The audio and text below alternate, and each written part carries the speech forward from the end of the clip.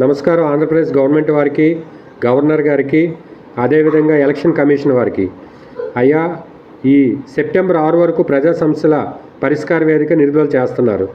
ఇది చూడండి, మనం మొన్న 2-3 నెలలు దాదాపు ఎటువంటి వర్క్స్ లేకుండా ఈ ఎలక్షన్ వలన, ఎలక్షన్ ముందు, ఎలక్షన్ తర్వాత, ఎలక్షన్ అయిన మంత్ దాదాపు ఒక 3 నెలలు ఎటువంటి ప్రజా సమస్యల పరిష్కారం అవ్వలేదు.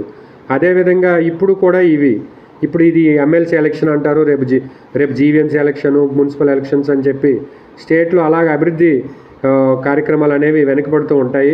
ఈ ప్రజా సమస్యలు పరిష్కారం అవుతూ ఉంటే ప్రజలు కొంత సంతోషంతో ఉంటారు. పైగా ఈ 1 మంత్ బ్యాక్ ఇప్పుడు 1 మంత్ ఆపేయడం వల్ల గతంలో చేసిన ఫిర్యాదులు మళ్ళీ వెనకబడిపోతాయి. ఈలోగా ఆఫీసర్స్ కూడా ట్రాన్స్ఫర్ అవుతారు, అప్పుడు కూడా కొంత వర్క్ అనేది డిలే అవుతుంది. సో దయచేసి ఈ చిన్న ఎలక్షన్స్ కోసం ఈ ప్రజా సమస్యల పరిష్కార వేదికను ఆఫ్ చేయొద్దు.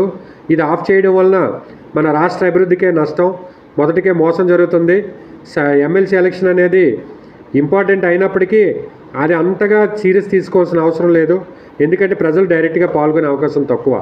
ఒక గ్రాడ్యుయేట్ ఎమ్మెల్సీ ఎలక్షన్కి కొంతమంది గ్రాడ్యుయేట్స్ మాత్రమే పాల్గొంటారు, కానీ మిగిలిన ఎమ్మెల్సీ ఎలక్షన్ దేనికి కూడా ప్రజలు డైరెక్ట్గా పాల్గొనరు. కాబట్టి ప్రజా సమస్యల పరిష్కార వేదికని ఆఫ్ చేయకుండా తక్షణమే మీరు చర్య తీసుకోవాల్సిందిగా, దీన్ని ఎలక్షన్ కమిషన్ వారు దీనికి ఎగ్జంప్షన్ ఇవ్వాల్సిందిగా కోరుచున్నాము. నా పేరు లక్ష్మణ గుండ్రెడ్డి, సోషల్ సర్వీస్, విశాఖపట్నం.